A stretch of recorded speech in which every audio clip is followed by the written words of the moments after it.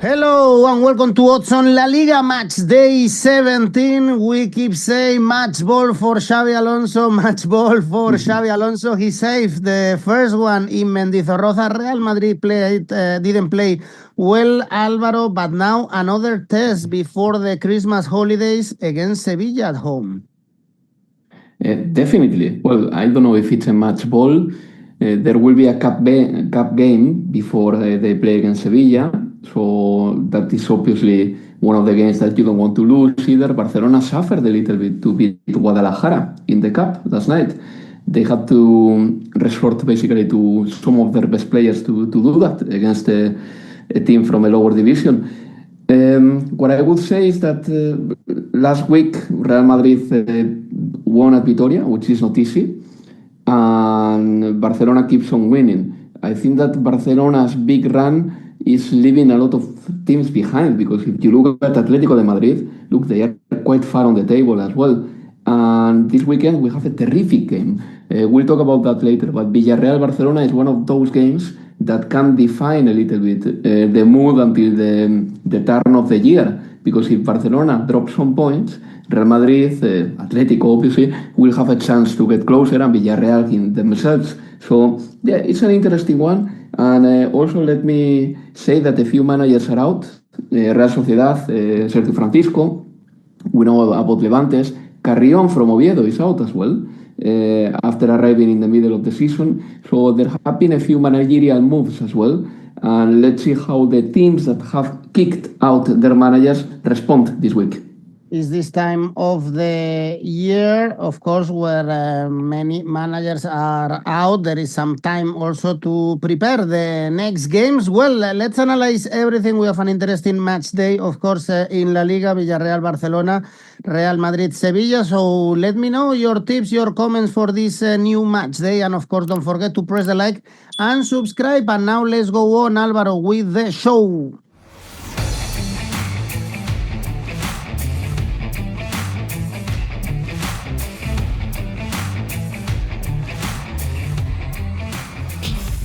And we start on Friday. We have a tough game for the relegation battle. Valencia, Mallorca. Valencia level on points with Girona right now. They won in the cup. Mallorca 2 points more than Valencia and Girona, but they were out. They were kicked out in the cup against Deportivo de La Coruña, of course.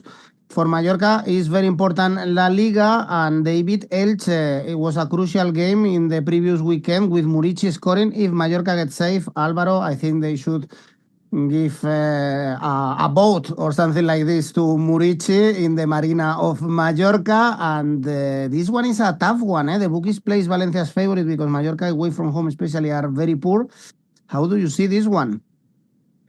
Look, I think that Valencia is a slightly favorite for that reason. Not that I think that Valencia is a force of nature at home, not at all. In fact, I'm checking the results here. They beat Getafe, they beat Atlético de Bilbao at home. They also beat Levante, and that has been it, really. They got a few more points from draws at home, but you know, they haven't been super impressive there. But the thing is that Mallorca away from home, they got 4 points as well, and they are really reliant on a player like 𝗵𝗏𝗏𝗏, who has scored half the goals of Mallorca this league. Okay, that can be a good thing, I suppose. At least your striker is responding. Probably some teams like Oviedo, probably some teams like Levante or Real Sociedad would pay a lot of money to have a striker like 𝗵𝗏𝗏𝗏, who is responding like that. Okay. So that is not a bad thing, but it's more about the trajectory. Mallorca away from home are not good. Valencia at home, they won 3 games, they have thrown a few more, their problem is away naturally. And Mallorca comes at the back of an elimination in the Spanish Cup, by the way, against Deportivo de La Coruña. I don't know how much that affects a team like Mallorca at this stage, considering that probably the Cup can be a little bit of a burden if they are suffering. But anyway, I'm going to back Valencia here. I'm going to go for the home factor. I've been doing that a lot in La Liga this season. Last week didn't work exactly for me, but in the long run it's working for me. And I think that Valencia at Mestalla shouldn't be losing at Mallorca. So I'm going to go for an Asian handicap minus 0.25 for Valencia, 168. Okay, perhaps also we shouldn't see many goals in this Valencia-Mallorca, two teams struggling this season. Next one is Oviedo Celta. You mentioned how Luis Carrion was sacked as Oviedo manager after the heavy defeat in Sevilla. It's curious, this manager, no wins in Primera with two different clubs. Probably was his last call in Primera División, and now Oviedo signed Valladolid coach, and Valladolid is in second division in the 10th spot, so there is some controversy in the club. The people are not happy at all in the city after more than 20 years without being in Primera División. They are not enjoying the ride in the top flight division, and Celta de Vigo arrives to Oviedo to get the 3 points. Álvaro, 2.17. Celta in better form now, beat Athletic, beat Real Madrid in the last two La Liga games, so getting closer to the European spots. Yeah, definitely. And they haven't drawn a game for a little while too, because do you remember that at the start of the season, in the first 9 games, Celta have drawn like 6 or 7? Yeah. Well, they have stopped drawing, and now it's about winning or losing. And that push you higher on the table if you win the right amount of games. And Celta is definitely doing that. They are almost in European spots right now. A month and a half ago, they were not there. And you can see that Celta is improving, despite playing in football in Europe as well. And they've got better strikers and better footballers in general than Oviedo. That is a little bit of a obvious thing to say, but the truth is that Celta's quality, I think, is gonna prevail here. They've got a manager who is very brave, and I think that 𝐜𝐭𝐿𝐴 is gonna tell their men, look, attack because Oviedo definitely suffers. Go for it because Oviedo definitely suffers. Just do passing triangles as you did at Santiago Bernabeu because we can dismantle a team like that. And with the quality they've got, plus 𝗲𝐿𝐴𝐻𝐺, who is playing really good in midfield, I think Celta can win this game. And I'm going to go plain and simple for Celta to win away. I know that there is always an element of risk in there, but Celta to win away pays 2.12 and just focusing on Oviedo's form. I mean, true, they've got a new manager, but that doesn't mean necessarily a bounce. You need to work a lot with the team to make it bounce. And I don't know if 𝗵𝐵𝐵𝐿𝐴𝐻𝐵 will be the right man or not, but there are a lot of things to fix at Oviedo. Oviedo hasn't scored a goal in a long time, by the way. Over 8 hours of football without scoring in La Liga, which is a lot. Then at the back they concede loads. I mean, Scandell, their goalkeeper, has conceded 26 goals. He's the goalkeeper who has conceded more, but he is also the goalkeeper who has had to do more saves in La Liga, 88. Oviedo is a team that lets you play, lets you have chances. And if you have Celta in this moment in time, they can capitalize here. Well, people know in Mexican football saying Almada is a good manager. Oviedo is managed by Pachuca Group, Mexican owners, and the city are now not happy with the management of the club. Another team going to Segunda División is Levante, playing at home against Real Sociedad. Both clubs sacked their manager really recently, but it's going to be very difficult for Levante to turn around this situation. 5 consecutive defeats, not scoring goals for Real Sociedad. It's a fresh start, Álvaro. Sergio Francisco was sacked after losing to Girona at home, 3 consecutive defeats. A caretaker manager was in the cup and Real Sociedad won. And now is a manager arriving from Germany, the new Real Sociedad coach, Materazzo. So a new face in La Liga. A new face in La Liga. Let's see how he does. I mean, it's a bit weird to see that Real Sociedad is changing managers. I heard a few names to coach Real Sociedad that didn't fit to me, because I think Real Sociedad has a certain style and a certain type of football, and those managers didn't fit. And let's see how this works. I have little references about this new manager, and we'll have to wait and see. What it is true is that Real Sociedad has definitely a squad to be much better than they are right now. And you know, here for this game, I think that I'm going to back Real Sociedad slightly, just because I trust on the quality of the players. Levante has gotten only 1 point at home that has to be said as well. 1 point at home is nothing. I mean, you cannot stay in La Liga like this. And the last time they won games, a football game, Levante was in October against Oviedo. But after that, they have only won football games in the Spanish Cup, not in La Liga. The goals of 𝗵𝗏𝗍𝗏 haven't arrived. So the striker is not helping, and he will most likely go to the African Cup of Nations as well.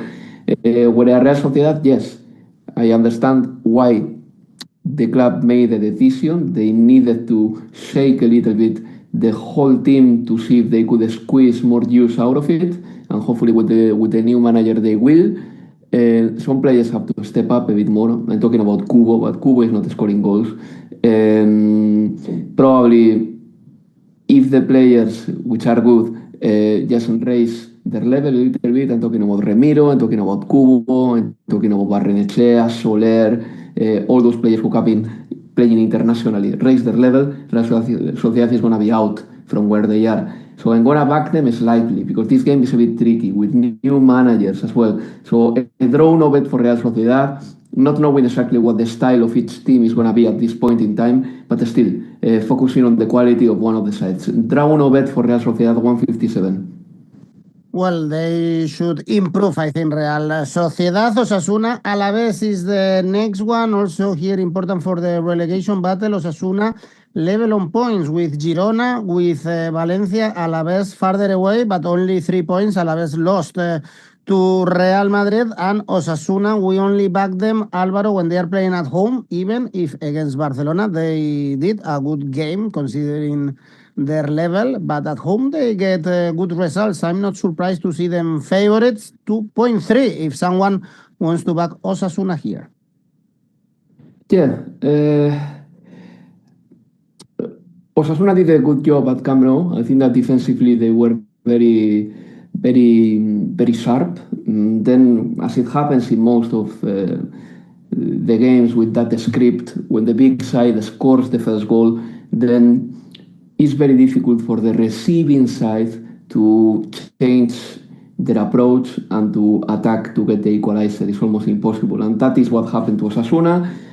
But Alessio Lisi had a game plan that probably doesn't really fit his philosophy, but he thought that going to Camp Nou, that was the best way to play, and it did kind of work, at least for an hour. But this game, I think that is totally different. Sometimes for this type of teams like Osasuna, Alavés, when they travel at Santiago Bernabéu or Camp Nou, that is like a one-off, and they play differently, and then they go back to their style a little bit. But this is one of those games in the north of Spain in which predicting what's going to happen is very difficult. I always say the same thing. For example, if Athletic played against Osasuna or Alavés at home, I will back them. But for the rest of the games, Real Sociedad, Osasuna, Osasuna, Real Sociedad, Alavés, Osasuna, blah, blah, blah, it's very difficult to find the correct score. Normally, I'm very inclined to go for draws here, because I think that the reward is very big, and a reward of 3.0 for a draw in this game is good. But otherwise, these games normally are a pass for me. But I'm going to say a few things, of course. The last time Alavés won at Osasuna's ground in La Liga was in 2016. And for example, last season they played, and Alavés and Osasuna drew 2 games. Alavés Osasuna 1-1 at Mendizorroza, Osasuna Alavés 2-2 at El Sadar. So the draw is probably the closest thing to a certain bet we can do here. But on the other hand, the home factor also counts. So this game for me is a little bit of a pass. All right, well, for instance, draw no bet could be also a good idea for Osasuna in this case, although our smart bet is telling us first team to score, Alavés is the tip of smart bet. And then we have Real Madrid, Sevilla, the great game at the Bernabeu, last one in 2025. There are still rumors about Xabi Alonso's future despite the win against Alavés. It was not brilliant, but some positives, of course, the big goal scored by Mbappé, Rodrigo, some negatives. Vinicius, still problems in defense, Alvaro, and it looks like the management, the club, the president doesn't like Xabi Alonso, and they are filtering to the press that they don't like him. Let's see what happens against Sevilla. For Sevilla was a massive win, the one against Oviedo, to put some distance with the bottom three. Yeah, it was definitely. I think that Oviedo helped Sevilla a lot because they were absolutely awful. They were abysmal, and Sevilla just capitalized. When Sevilla has a good day, they are a good team, and they got a few players that go a little bit unnoticed because obviously this is not a great Sevilla. So I think that the media focus is never on them country-wide. But some of their players, especially those that unfortunately are leading to the African Cup of Nations, have a certain potential. You know that the 𝐬𝐭𝐿 and 𝗵𝗏𝗏𝗏, they played really well against Oviedo, but they are gone to the AFCON, and they will be playing there with Nigeria, who, by the way, probably has a lot to play for in the African Cup of Nations, because as far as I remember, Nigeria is not qualified for the World Cup, which is a national tragedy over there. But anyway, Sevilla's form away hasn't been the greatest, even though they are pretty much similar at home and away.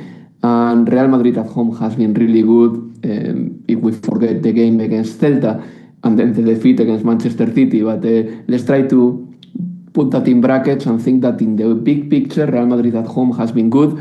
If they win the 2 games remaining, by the way, in La Liga, they will finish the first half of the season with 45 points, which is a projection of 90. So it's not that bad. It's not that bad. Another thing is that Real Madrid is not playing good football. Okay, and everyone can agree on that. Also, there is another factor here that I would like to take into consideration. Not only that 𝐬𝐭𝐿 and 𝗵𝗏𝗏𝗏 are out for this game, but also the fact that Sevilla hasn't won at Santiago Bernabeu in the league since 2008. That's a very long time. It's almost 20 years. And for some reason, Sevilla is really poor at the Barcelona and Real Madrid ground in the last 20 years, basically. So I'm going to back Real Madrid for that reason, even though Sevilla, can have a good game in them, and they show that against Barcelona. But I think that the way Real Madrid plays is not the best way for Sevilla.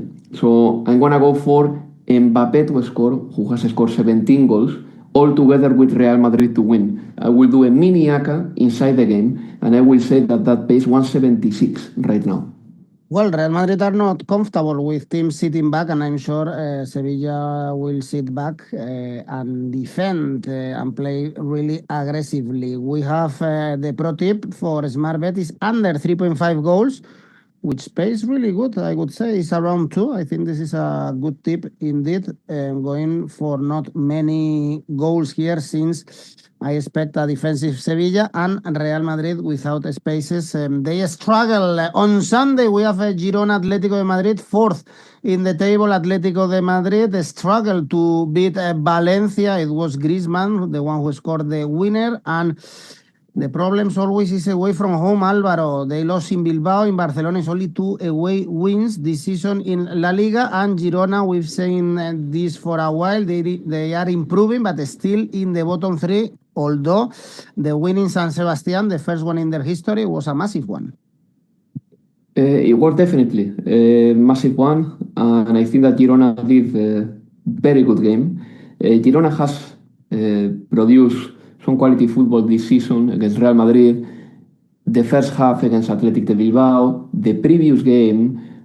I think that little by little they are showing some quality, and they definitely have still some more quality than Levante, Oviedo,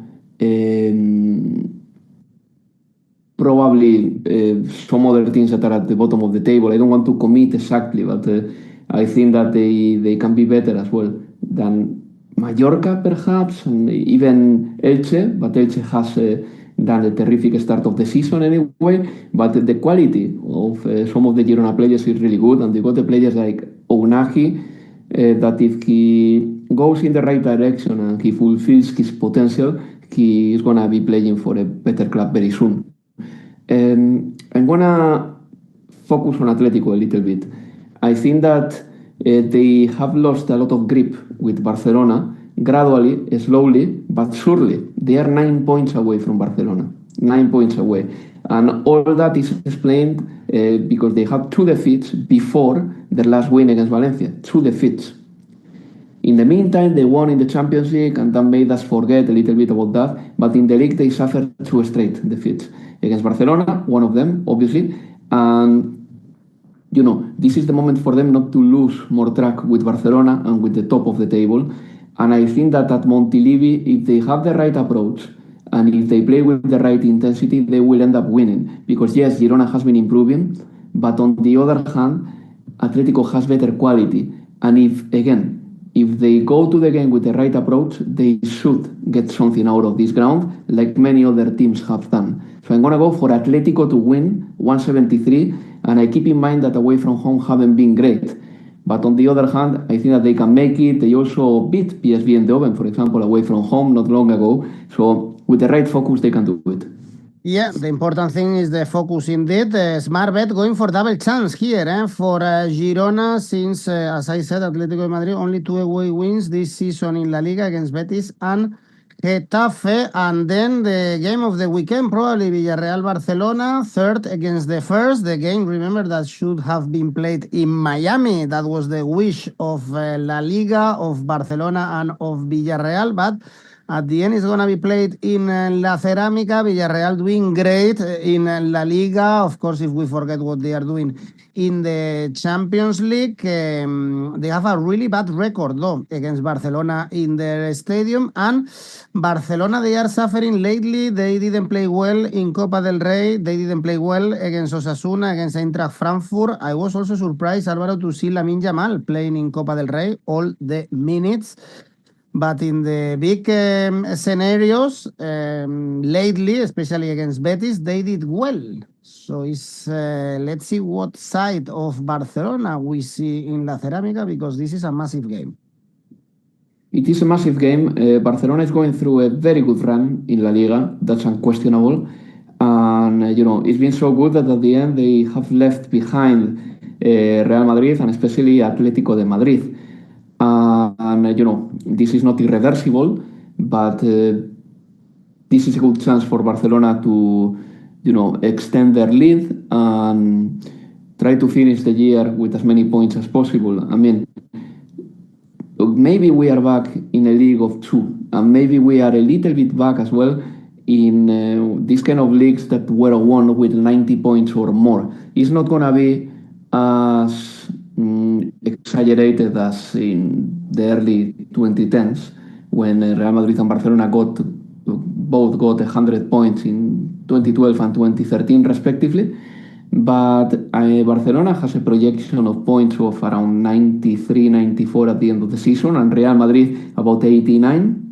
And Real Madrid has been in crisis, but still 89, 88 points at the end of the season can be good as well. But anyway, coming into this game, look, I think that goals will happen. Villarreal is an okay defense. I still have doubts about their goalkeeper, and I also think that when they play against very big opposition, which has happened in the Champions League, not always, because Pafos, for example, is not a massive opposition, but when they play against quality teams, normally Villarreal suffers a bit more than in La Liga, and Barcelona is exactly that quality opposition. I think that Barcelona is showing that they've got a certain squad depth right now, with only Gavi and Olmo in the sidelines. Ter Stegen came back, by the way, against Guadalajara, and he got a fine game, but obviously he's not going to play. I think that for this game, Barcelona will attack. Villarreal will try to go for the game a little bit, but not crazily, because Marcelino is not that type of manager. But at some point, gaps will appear, and the game will become a little bit physical, because this is what Marcelino likes these days. And when Barcelona has also space to run, the likes of Rafinha, for example, or the likes of Rashford, then things happen. Chances will happen, goals will happen. I think that Barcelona to win and over 2.5 goals in that game is a very good combination. Barcelona to win and over 2.5 goals in the game pays 2.3. And I like it. I think that I will stay with that. I think that it will be a great way of putting like a full stop to the football year, with Villarreal and Barcelona playing, by the way, in El Madrigal, where they should, not in Miami. And, why does Villarreal want to go to Miami anyway? This week they have announced an income over 200 million. That, for a city or a town of 40,000 inhabitants, is crazy good. They don't need to grow much more. Money is never enough, Álvaro. Money is never enough. Villarreal double chance is our smart bet. Perhaps also Barcelona to win from behind, something that is happening a lot.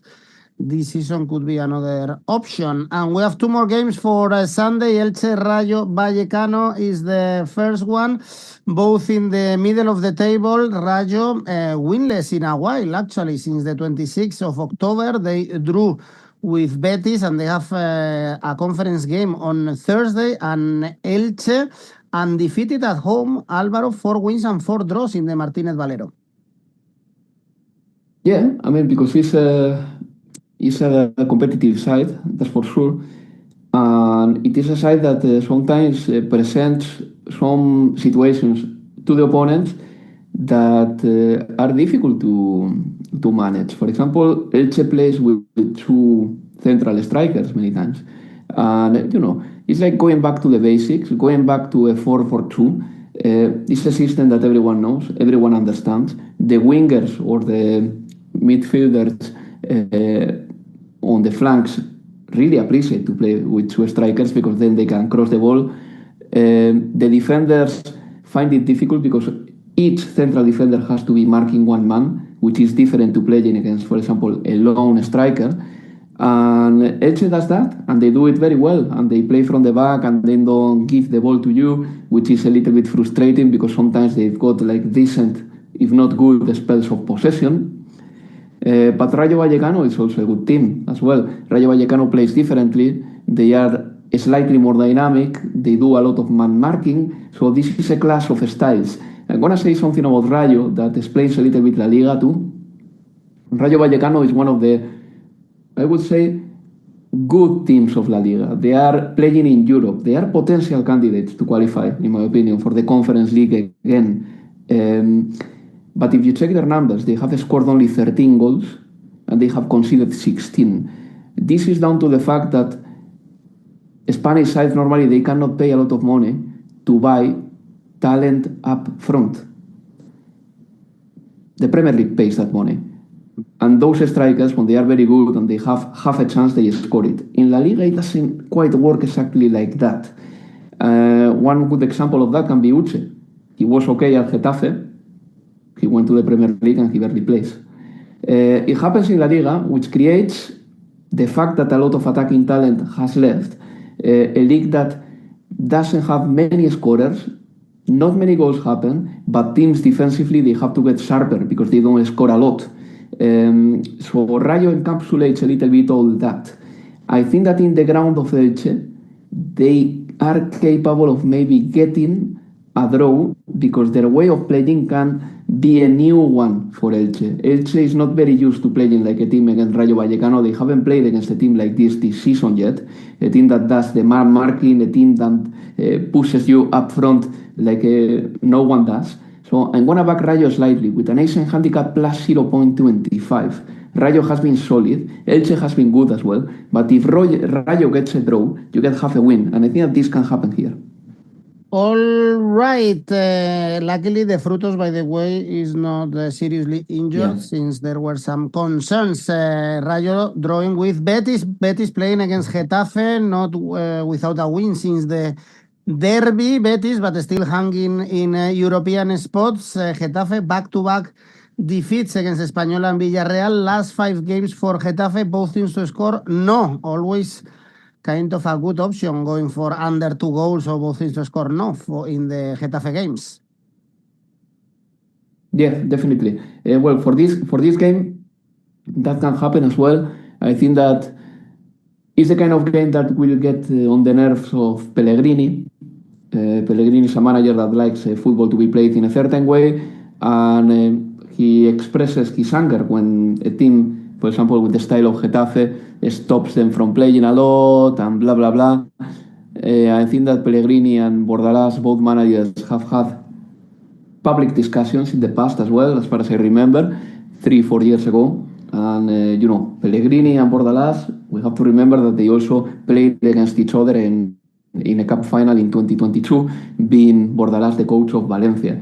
But this is a very interesting game, and I think that is not as straightforward as it may look. Getafe lost the previous game against Espanyol, because Espanyol is the Getafe 2.0 right now of La Liga, but I'm gonna go for certain markets that are slightly peripheral, but I think that sometimes we forget about them and they are important too. And when I am not too sure about the full-time result, and I don't know if this is gonna be a high-scoring game or not, I believe not, I prefer to focus, for example, in the cards market. I think that this game can be easily be over 5.5 or more. But I also think that Betis will attack most of the time, and Betis will get a little bit frustrated if Getafe puts a low block, which they won't all the time, but sometimes they will, and corners will happen. So I'm going to go for over 8.5 corners here, 167. I believe that Betis will attack, but they will get a little bit frustrated as the game go by. Okay, and for Monday we have Athletic Espanyol. Interesting game, this one for European spots. Athletic lost to Celta, paying the effort probably of the Champions League game against PSG, and Espanyol, I would say the biggest surprise of the season, with a similar squad of last year, challenging for European spots. Is 4 consecutive wins for them, last 3, 1-0. Great job for his manager and for Espanyol, of course. Yeah. I mean, so far they've been the big surprise of La Liga. I have no doubt about that. The coach seems to be a very passionate man, a man who doesn't want to talk about Europe, a man who only wants to talk about staying in La Liga one more season. But the truth is that the team is responding, and the team is neighboring European football spot. Well, they are inside European football spot, and if a couple of results go their way, they will have the 4th spot very close to them. But anyway, I think that this is the kind of game, a tricky one on a Monday as well in Bilbao, which is a place that when you play football around 8 p.m., normally the atmosphere is different. It's almost Christmas. So, I think that Espanyol will find it more difficult here, definitely, than in the previous game. And not that Athletic de Bilbao is having a great season, we know about that. They lost against Celta. Athletic has one particularity. They don't score a lot of goals. For example, and this is quite crazy, I think that at home they've been okay, if not decent, all right? But their goal difference at home is 0. It's 0. And they haven't scored in 12 of their last 20 games. However, I spotted a few weeks ago that the improvement of Athletic de Bilbao and the secret of Athletic de Bilbao is producing good defensive displays, because I really think that they can. They've got good centre backs, they've got a great goalkeeper, and they defend well. And last season they defended well, and this season they are not defending very poorly. It's just that in attack they are suffering a lot. Nico Williams the other day missed a penalty against Celta, for example. By the way, Athletic Club Bilbao is the team of La Liga that has missed more penalties in the 21st century, by the way, in percentage. But I think that Athletic is capable of producing good defensive displays, especially at San Mamés. So here in this game, I know that it is slightly speculative, but first of all, this game for me is an under. So it would be under 2.5 goals, 165. But I prefer the clean sheet for Athletic de Bilbao. It's been happening a little bit lately in games of this quality in La Liga, and I think that it can happen here. Clean sheet for Athletic de Bilbao, 2.10. All right, well, guys, remember as always that you have available your tipster competitions for you also in this Christmas period. Time to win money, why not? And check out also Rivals, where you can create your own tipster competitions. This is the final video in 2025, final match day in La Liga. Alvaro, your last safe bet of the year? Villarreal Barcelona, over 3 goals, 140. And your ACCA? Atlético to win, 𝗵𝗵𝗵𝗀 to score, Villarreal Barcelona over 3 goals. Altogether 351. Okay, Álvaro, thank you. Happy Christmas, Happy New Year. Bye bye. Thank you. It's been a pleasure. Bye.